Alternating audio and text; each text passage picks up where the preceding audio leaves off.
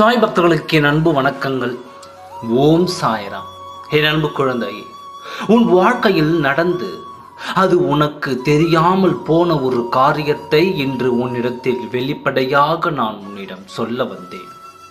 இதை உன்னிடத்தில் சொல்லலாமா வேண்டாமா என்று நானும் யோசித்துத்தான் இருந்தேன். ஆனால் என்ன காரணமாக இருந்தாலும் அதுவும் உன் சம்பந்தப்பட்ட காரியமாக இருந்து அது உனக்கு தெரியாமல் போகக்கூடாது என்று தான் இன்று இதையும் சொல்லிவிடலாம் என்று உன் இல்லத்திற்கு உன் சாயப்பா நான் வந்தேன்.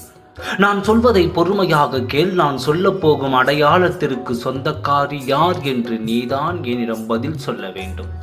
ஒருத்தி உன்னுடைய புகைப்படத்தை எடுத்துச் சென்று உனக்கு சூனியம் வைத்த காரியம் உனக்கு தெரிய வருகிறதா? இது ஆரம்பத்திலேயே நடந்து முடிந்த கதைதான். ஆனால் இன்று வரை அது தொடக்கமாகி வருகிறது. உன் இல்லத்தில் அருகில் இருக்கும் ஒருவன்தான் இதில் கையேந்த வந்தவன்.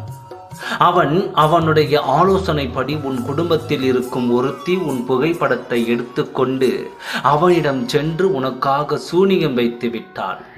உன் உடம்பிலும் பல பிரச்சனைகள், மனதிலும் பல பிரச்சனைகள். எதையுமே வந்தால் தாங்க முடியாத அளவுதான் வருகிறது. உறவுகளிடையே சந்தோஷம் கிடைப்பதில்லை. ஒருவருக்கொருவர் முகத்தை பார்த்தாலே சண்டையும் பிரச்சனையும் தான் வருகிறது. நிம்மதியில்லாத வாழ்க்கை எதற்கு என்று தான் பல நேரம் தோன்றுகிறது.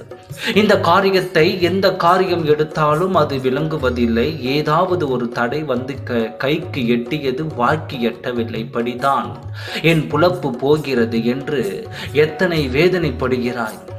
நீ அடங்கி போக வேண்டும் என்று ஒருத்தி செய்யும் காரியம்தான் இது. இது இப்பொழுது செய்யப்பட்டது அல்ல, உன் வாழ்க்கையின் ஆரம்ப காலத்தில் செய்யப்பட்டது.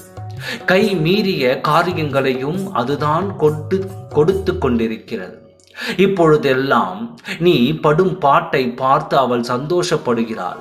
அகந்தையும் தலைகணமும் உடையவன் என நிலைக்கு ஆளவன் அவளுக்கு அது எல்லாம் தெரிந்தும் எதுவும் தெரியாதது போல நடந்து வருகிறாள்.